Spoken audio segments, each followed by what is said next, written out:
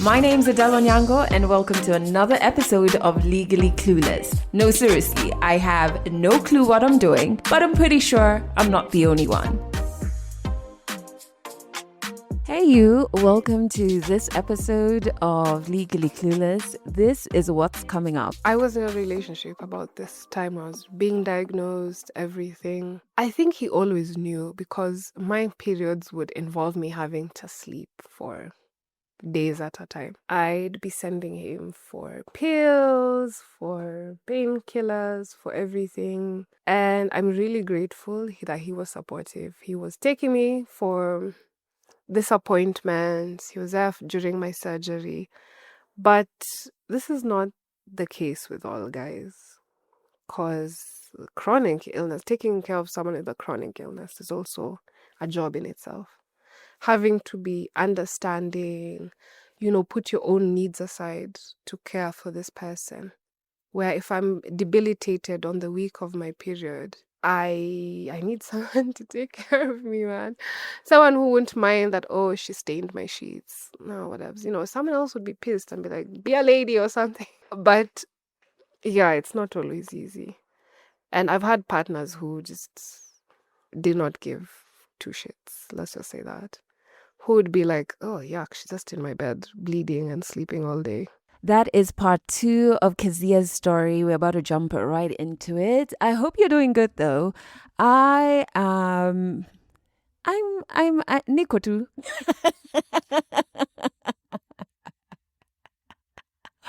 Oh my goodness. You know what? The one thought I do want to share with you before we jump into part 2 of Keziah's story is please be intentional about your healing in a balanced way. I don't think you should be continuously working on yourself. I think you should also be living. That is part of healing. So there's that. I'm not telling you to be a student of this healing thing every single second of your life. But what I will say, when you start to do the work on yourself, whatever it looks like, it may look like talk therapy for me, or body talk therapy, or ancestral healing sessions, whatever it looks like for you, right? But when you start doing intentional healing, you will understand that you then have this capacity to handle all feelings. For example, since last year, November, which was when I did the last bit of shedding I needed to do, and I needed to purge myself of a particular relationship. It had been a struggle. It had been quite a few months of trying to figure that out. And I finally did last year, November. And I still remember having this moment of release and acknowledgement of this release. After that was shared, I had all of this joy suddenly pop up. But the joy had been around me all this time. I just didn't have the capacity because I was consumed by so many things, so many traumas, so many unprocessed emotions. I didn't have the capacity to feel the joy. That's November. A couple of days ago, I want to say at most, no, it's still a couple of days ago, we lost someone in my family. And I realized that I had the capacity for sadness in a way that I didn't have before. I kind of like acknowledged it as an emotion. I wasn't panicking about the sadness or the intensity of the sadness because I had the capacity to feel it in its entirety, which I'm still feeling now, right? And so I'm working with my body and my spirit and being like, okay, what do you have the capacity to do today? What do we need to move around? Do you need to sit in stillness and in silence? Do you not want to talk to people? Do you want to talk to people? Oh, can you still experience moments of joy? So really, I've been spending most of my time in my garden and with all the stuff that I've planted because I feel grounded when I do that. But it just hit me from how I handled the sadness. Like I could feel inside that I was like feeling it in a different capacity. And honestly, it's just intentionally working on yourself, not from a position that you're broken, but from a position of clearing space. So process all the emotions that need to be processed, shed all of the relationships that need to be shed. And then you leave space for you to actually have a full human experience, which means being able to have the capacity to feel all the good stuff and all the bad stuff in a manner that doesn't overwhelm or push you into a spiral. My goodness, I hope this makes sense to you because it's like something that I just realized just a couple of days ago. Anyway, enough of my rambling. I have the midweek teas to do that.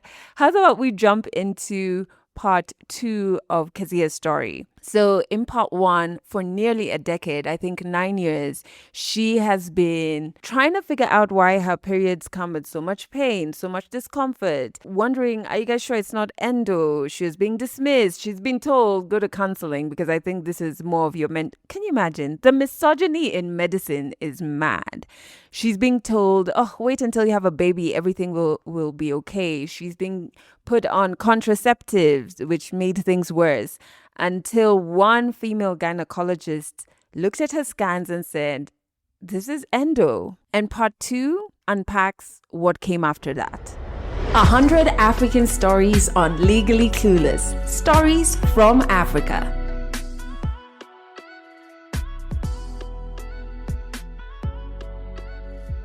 But around this time, I think also Nazareth would have a clinic only, I think, once a week or something. And if you missed the doctor in the morning, that was it. And it was always so full. Was it once or twice a week? The main gyna would come once a week, but there was twice with another younger consultant. And it was quite the drive into Kijabe, nearing Limuru sides.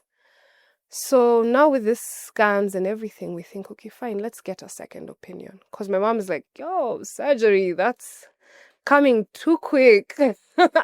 Let's get a second opinion. We just see what's up. But if they do agree, then surgery, it's going to be. So this is when I met a very lovely lady called Dr. Joanne Okemo. And because I insisted I wanted to see a female doctor, a female gyna, and I found a hospital where she's available. Actually, Aga Khan, yeah, I just insisted, please, I've seen whatever you guys. I'm not shaming any doctors, but it's proven through research that endometriosis has such a long diagnostic period, averaging 7.5 years, from when someone starts showing symptoms to when they finally get a name for the illness. Mine was 9 years now. Because I talked to her, show her my scans, and she just goes, yeah, that's endometriosis from what I've seen. I was like, wow, it took 9 years to finally get a name for this. And I asked her, I'm not crazy. I'm not being dramatic when I'm showing all these pains and everything. And she just helped me understand myself. But she told me one unfortunate thing. Endometriosis cannot be diagnosed. Or at least, okay, we'll get into the point where there's research and there's studies trying to find non-invasive ways of diagnosing endometriosis. But these procedures have only started being talked about this year. As of the time I was getting diagnosed, the only way to diagnose it is to open someone up and see. So let me just take you back to the basics. So endometriosis is an illness caused when the lining of your uterus grows outside the uterus on top of everything, basically.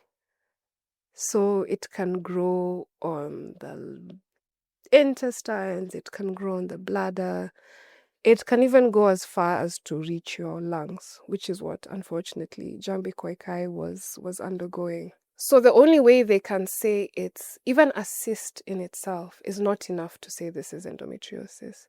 Because there's another menstrual condition called polycystic ovary syndrome, PCOS, which also manifests in someone getting cysts. So endo is not fully sure until they see that tissue for themselves. And it it shows as a black tissue. It's like, I used to joke, it looks like venom when I finally got the surgery. So she was so helpful and immediately began my treatment, Once she heard that it had taken 9 years of me bouncing from doctor to doctor, while my symptoms got progressively worse, she also concurred with this other doctor that yes, let's try get an operation and get you treated and see how we can help you. She was the first person in forever who I felt took me seriously. I actually even broke down because I was like, wow, people are telling me all sorts of nonsense. Even in this hospital, I was like, but that's fated events. I also felt, relieved. But she was telling me, we'll just see. Right now, we can only assume maybe. Because she's like, even this way they feel around your stomach and they were seeing I was like tight or like, there's some parts that are painful. So they're like, let's first remove a cyst and then we can move on from there, which is how endo now starts being diagnosed.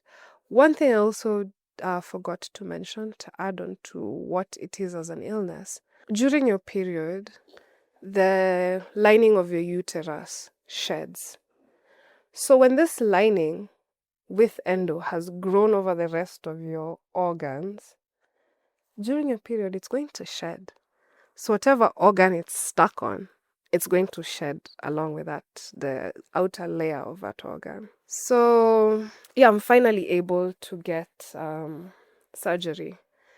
Funny enough, through NHIF. I was to pay a certain amount because even when I'd been bouncing from job to job, my employers were chucking that deduction for me. So they saw I was working for about 2 or 3 years. So I was luckily able to just pay a small amount and then now NHIF covered the rest. Yeah, but this is, of course, unfortunately not going to be available for everybody. And that's why I think, we'll get into how maybe new procedures. There's one being introduced in the UK where they want to now try and... But okay, let's go chronologically and then we'll get to that. Because apparently even an ultrasound or MRIs are not fully able to see if it's endometriosis or not. Because it could be scar tissue. These, as you go through the cycle of the growths on your outside your uterus, a growing of everything, shedding, growing back, shedding, growing back, you end up forming scar tissue.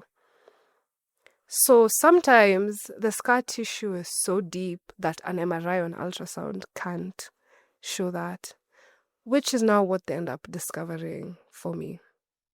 They finally do a procedure called a laparoscopy, which is, it's minimally invasive in that they don't cut you fully open. They insert 2 needles, one on each side of your lower belly, and they put another one with a camera inside your belly button so that they're able to see what's going on inside there. That has now been the main form of diagnosis for endometriosis. It's still invasive. Minimally, but yeah, you still have to, that's still a surgery.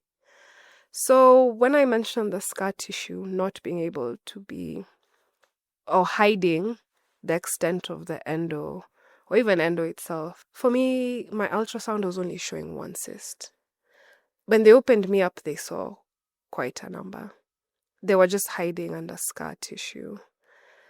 At this point, they could diagnose me because the endo was so bad that it had caused a condition called a frozen pelvis. You know the regular shape of the uterus, one in our textbooks that has the arms and the rest and the whatever. So a frozen pelvis is when this endometrial tissue has grown so much, it's turned that free floating arms and whatever organs or structures of a uterus has zimeshikana, basically. They're all stuck to each other. So now your uterus looks like a ball. Fallopian tubes are now stuck to your uterus. Everything just looks like, how would I describe it? The way kids take these papers, different paper bags, and wrap them together to make a football. That's what it would look like. And it would only now be the surgeon to be like, wow, where do we start finding this fallopian tube? They're all stuck together. I think most people don't really know what endometriosis is about, or they don't think it's that serious. It's only when we heard, about Jambi's passing that people were approaching me like, damn, it's actually that bad. Even my own family members were like, wait, we just thought endometriosis is another word for heavy periods. We didn't know it's a condition that gets this bad. On top of it, freezing my pelvis, the tissue had grown further. It had grown on my colon, the lower part of my intestines. It had grown on my bladder and fused them together. So my colon and my bladder all stuck together. I can laugh about it now, but that's not a really nice thought, actually. And I was like, wow, that explains the dull pain that I've always been feeling in my stomach. And it was slowly growing up.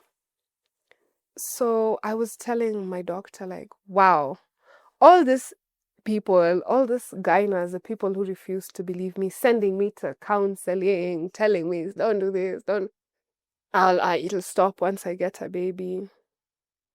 I felt so defeated because I was like, wow, it had to get to this point. Or, if it wasn't for her believing me and taking me seriously, not being like, oh, you're being dramatic about your period pains. So now I was like, wow, vindication, but at what cost? Because this has been 9 years of being gaslit.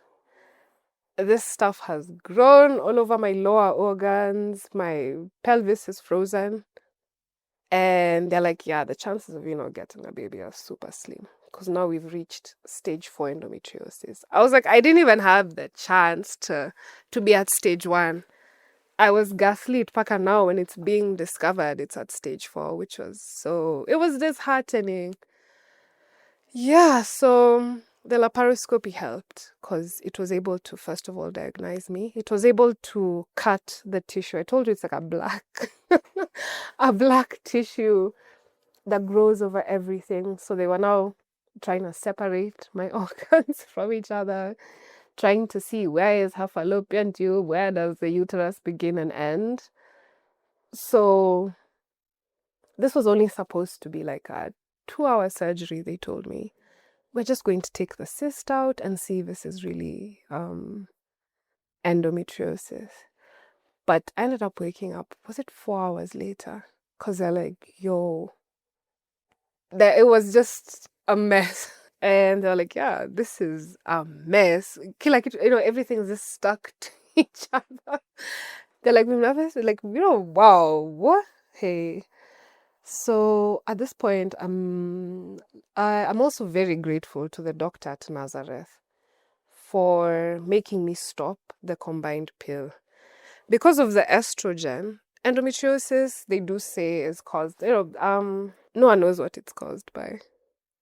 They say maybe as a young girl, when the blood flows back into the uterus, maybe that's what causes it. Maybe it's caused by, okay, we do understand that it's a hormonal imbalance, where they say maybe the estrogen is too much, so you put on progesterone to kind of counterbalance it. But it's really sad that the research is not as extensive as compared to other illnesses. There's still so much that needs to be done in the area of women's menstrual conditions, I believe. Because I was never supposed to be on the combined pill. It was actually making it worse. The estrogen, they told me like, yeah, the combined pills make it worse. So what ends up happening after the surgery, I'm just now put on progesterone on its own, which by progesterone mimics pregnancy in a woman's body. So by mimicking pregnancy, it's like lying to your body that you're pregnant. You stop producing these hormones that are worsening the endo. Actually, yeah, and then you stop or reduce your periods, which now eases the symptoms. It allows the body to heal itself. Because like I mentioned, when the tearing, the forming apart, the tearing, the forming apart. That's just destroying your insides and making you more susceptible to cysts, to scar tissue down there, to infertility also, because yeah, now I was telling you my my uterus looked like a ball. So I'm put on a progesterone medication called Visan. And that takes us back to the protest, because when Bayer left the country, they are the ones who manufacture Visan, this treatment for endometriosis. When they left the country, Visan became so ridiculously hard to find. And that's what also angered me, because I was like, damn, this company have been here through COVID. You know, that was when the worst of the worst. Why now should they said they're restructuring and downgrading their operations in Kenya and East Africa. But I was like, that makes no sense at all. This is such a huge market for these meds. But again, they also said the business environment had been made so difficult for them. High taxes, thanks to a certain regime.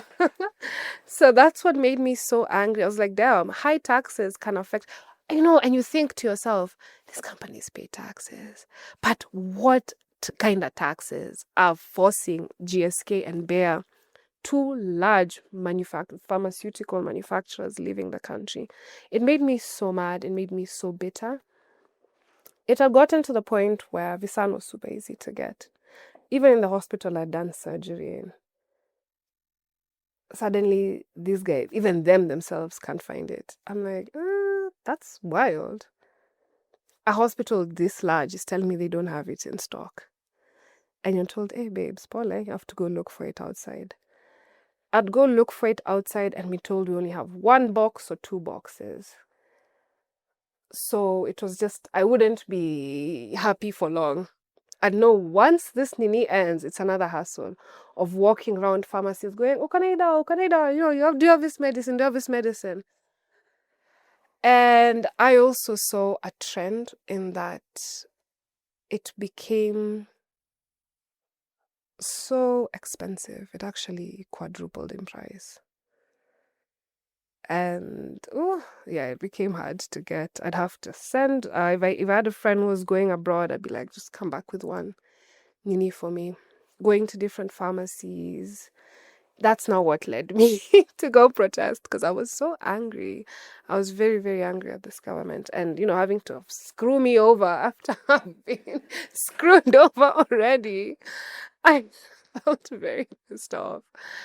Yeah, and I think I was also just mad because life is hard enough as it is. This condition has been so terrible. I've not been able to properly work a proper job for a long amount of time because of it. And when I can finally treat it, it's not available. Like, I felt like pulling my hair out. That's why I was going to the streets, man. Because I was like, fuck this guy. I mean, this government. And then now you hear that these same people want to completely scrap NHIF and put their own thing there. The same NHIF that enabled me, Keziah, a regular nobody, to get on a surgery.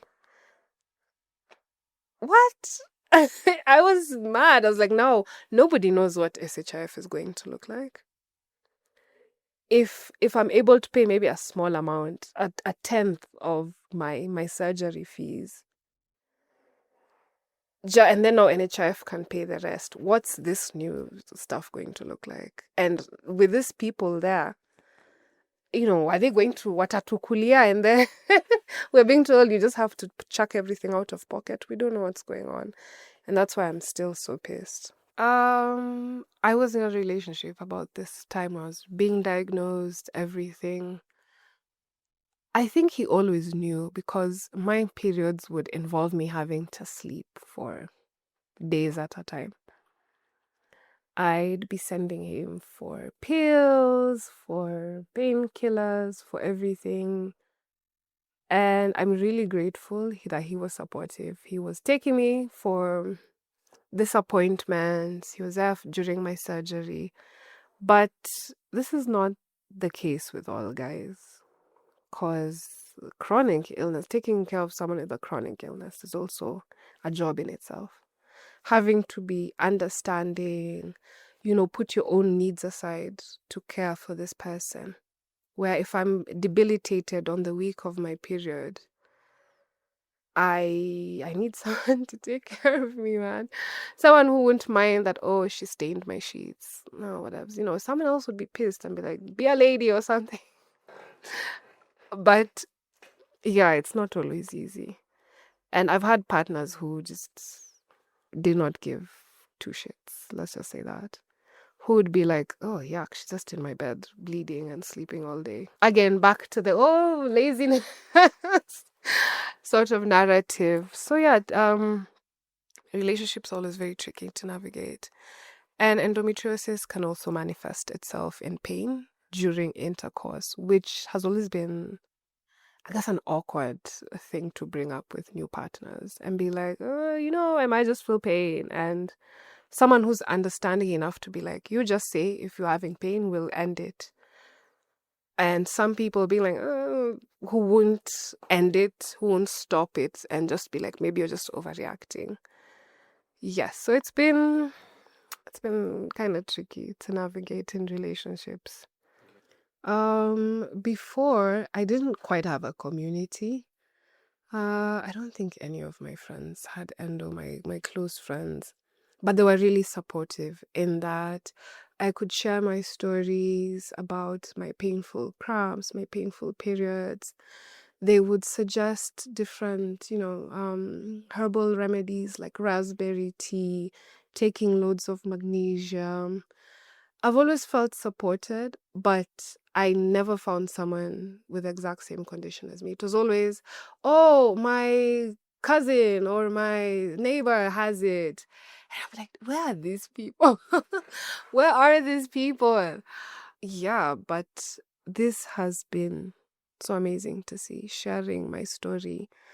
I've gotten so much support, being able to talk to other women and girls with this condition. We've actually shared like, oh wow, this Visan was so hard to find. I was like, girl, me too.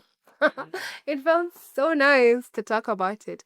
And I felt so free, so happy to share it.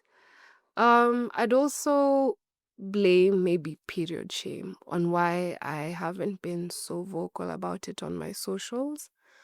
Cause I mean, in my head I'd be like, wow, who gives a sorry. Don't say who gives a shit, but that's what it kind of felt like. When you have your little follower just yapping about how painful your procedure is, how you hate your periods. And these people will be like, yeah, that's nice, but no one who's ever really understood it, like someone who has the same condition. I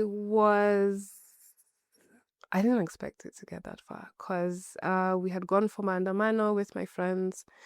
It was this particular day they were throwing tear gas at anyone in groups of more than like 4 or 5. So me and my friends had walked around. There were a bit of street battles with the cops not knowing who's genuinely there for the protest and who had come there to loot. So they were just throwing tear gas at anybody and everybody. They'd see us walking, they're like, Tokeni, get out of here, get out of the streets. And at this point, with my friends, it's around evening. We walk around. We now go to sit at a shop because now the cops were getting angsty. They were throwing everyone out of town. Even us were telling us, get out, and then get out of here, get out. We'd walk one street. They tell us to, get out, move us to the next street.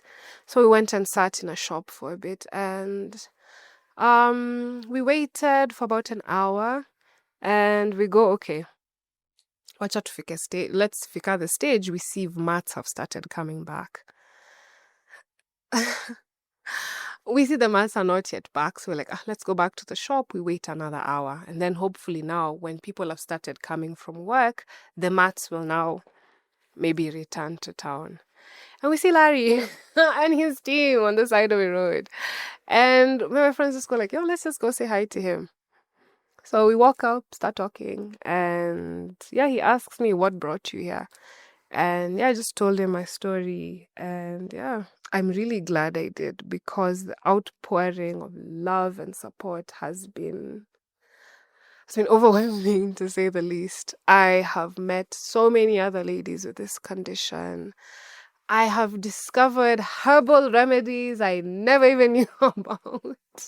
I've also discovered communities, because now this is when I was introduced to smaller communities of ladies with endo, and I felt really supported and loved and seen through it all, because it's come from years of gaslighting to now feeling wow. So I was not imagining this. Having this conversation with other ladies and being like, wow, you are not imagining it. You're actually going through unbearable pain that people thought you were faking and dramatizing. It's been like a warm hug. Let me just say that, yeah. For this endo, I've received so much support, especially from my immediate nuclear family.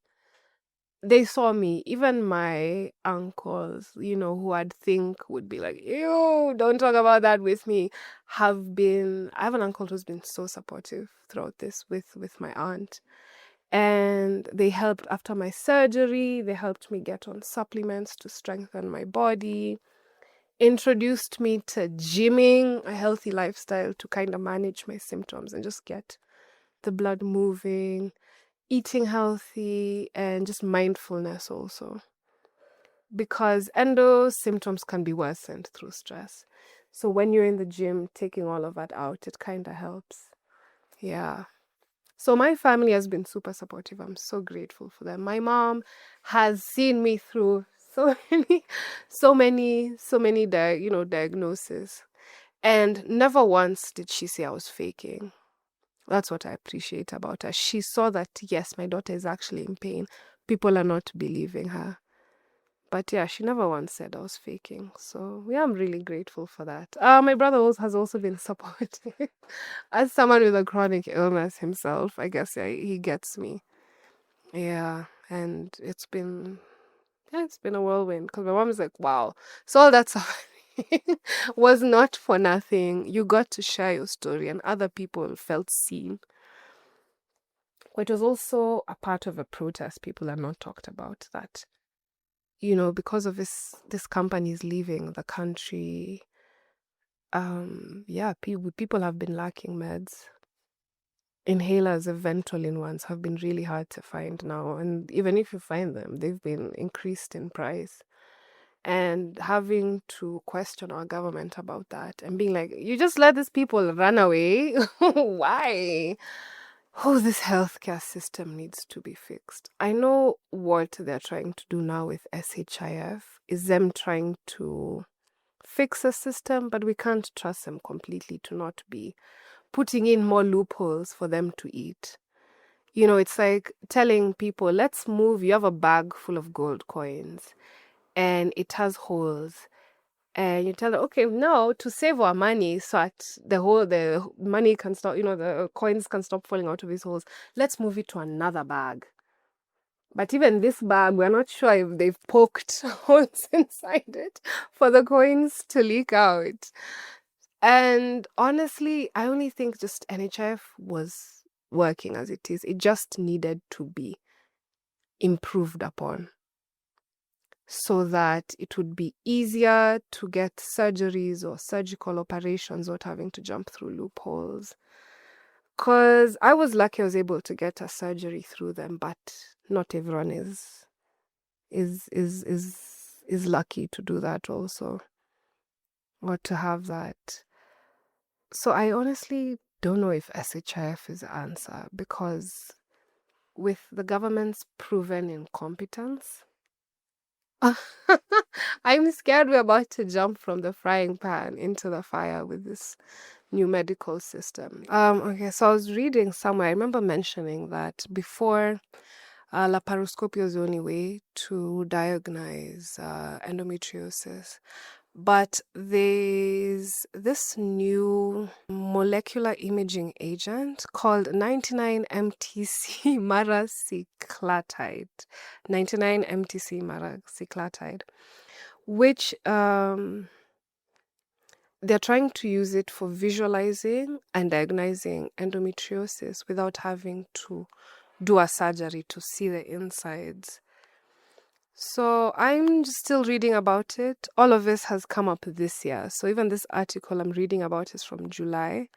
And I'm really excited because this can help even more women get diagnosed and to dramatically reduce that time frame, that diagnostic rate of average 7.5 years. Imagine 7.5 years of struggling, of pain, unexplained pain, and not even getting to put a name to it.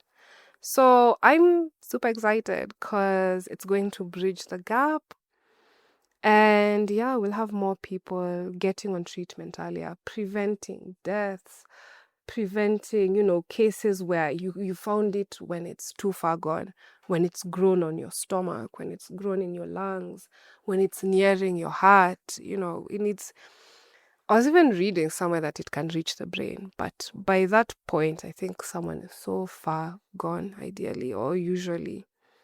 So I'm excited. I'm also still doing more research about it. It's in the process of getting FDA approval. But yeah, please, I hope it also reaches this country. But in the meantime, I wanted to start an organization to help inform more people about endometriosis, how intense it is. Because I think when people hear the name, or most people just think of it as another name for heavy periods, they don't realize that this thing is fatal. It can be fatal. It's very serious, and that's why it needs to be caught early. So yeah, also just informing people, because you hear someone saying, "Oh yeah, my cousin has endo, but me, I even thought it was just bleeding, a lot of bleeding and heavy periods." They don't understand what's really going on in the inside. So I'm currently looking for a name. I'm in the process of finding ways to educate people in multiple languages in this country, so the message can reach there, to create infographics and inform guys of the nitty-gritty, the gory parts, because that's now what people need to know to take it seriously. And it'll also open an understanding. We've had conversations about menstrual leave in countries. And I've had people here in this particular country, because some countries like, I'm not sure which, is it Italy or, okay, I'm not sure, yeah, have approved menstrual leave for women, especially with conditions like mine. When I was telling you, I was being called lazy and uncooperative because I was not able to come to work during my period because of my illness. So I'm hoping now, if people understand how bad these menstrual conditions can be, not just endo, but PCOS and others, it can now, maybe more men will be sympathetic to menstrual leaves, because it helps a lot. I mentioned that one HR who would allow me to take leaves, because she was like, my daughter also has the same thing as you. So she also has really painful periods. She was the only one that understood me, because she could see it directly, how it affected her daughter. But other places you hear now, you're being told, this period of yours, you're just overreacting. It can't be that heavy. And women for millennia have had heavy periods. You think you're the first one. So I'm hoping, I can do just something small in educating people, creating awareness, and maybe getting people to be more sympathetic to people with these illnesses, that they're not dramatizing or faking it or whatever. Yeah. Catch more African stories in the next episode of Legally Clueless. What a powerful, necessary story. I wish I could force every man to listen to Keziah's story, part 1 and part 2, and honestly, every woman as well, because so much knowledge, but also a reminder for empathy, right? Such a huge reminder for empathy. And there's something that Keziah said that really stuck with me when she said vindication, but at what cost? Keziah was right about her body. She knew something was off. Her instincts were on point. But by the time someone believed her and really listened, her endo had progressed to stage 4. And now she needed surgery. And it just shows us how dangerous it can get when women are not believed early enough about their bodies. And so delayed diagnosis is not just misogyny and inconvenience and financial costs. It's harmful, it's loss. My goodness. And now we're dealing with how do we make this person survive, because we've waited for so long, right? And dismissed their feelings for so long. There is a doctor who told me, and this actually it's my doctor, Dr. Sally, and she said she listens to me when I'm telling her about my body, like, because she's like, you are the expert on your body. You spend the most time with your body, so you know things that I don't. And so I must listen. Another thing that I've been reminded of is just this past week, we're prepping for season 4 of For Mannerless Women. We go into production later this week. And, we always like to bring you some good doctors. And so I was prepping for one of the episodes with a doctor, and we were talking about a woman's menstrual cycle. And I was talking about the misogyny in medicine. And she said, not just in medicine, the misogyny is even in training. And so that's why you'll even get a female doctor not listening to you and not checking for certain things, because in training, they are taught to dismiss certain things like pain. We have so much work to do. But this is such a necessary story of how Keziah just moved things from like silence to advocacy, which is why I love the stories that we have on this particular show, because they really help us unpack certain things. I'm sorry if like my audio is up and down. I've moved from in my studio for recordings, but honestly, it's just one of those days where I couldn't move from my bed. So I moved all my equipment into my bedroom and I'm holding up my mic. Hoping that you don't hear there's any change, but like, hey, it's just one of those days. Listen, if this episode and Keziah's story and her defiance against silence spoke to you and you want to share a story with us, all you have to do is fill out the storyteller form. A link to it is in the show notes. Fill it out and one of our correspondents will reach out to you. As long as you're African, you've got a story, we want to hear it. Remember to subscribe wherever it is that you're listening to this on, because Mondays we have the show. Wednesdays we have the Midweek Teas, which I have loved doing with you, like quickly becoming one of my favorite shows. We also have the newsletter out on Wednesdays. On Thursdays, we have For Mannerless Women. And Friday, we have our brand new show, Difference She Makes. So in the show notes, subscribe wherever it is that you're getting this show. But also remember to sign up for our newsletter on our website and subscribe to our YouTube channel. Thank you so much for listening to this episode to the very end. I've got so much love for you for doing this. And as I always say, and I always mean to say, thank you so much for being part of this family. And I think you have every single thing it takes to heal. That's it for this episode of Legally Clueless. You can share this podcast with your friends. You can keep it for yourself. I'm not judging. Just make sure you're here next week for the next episode.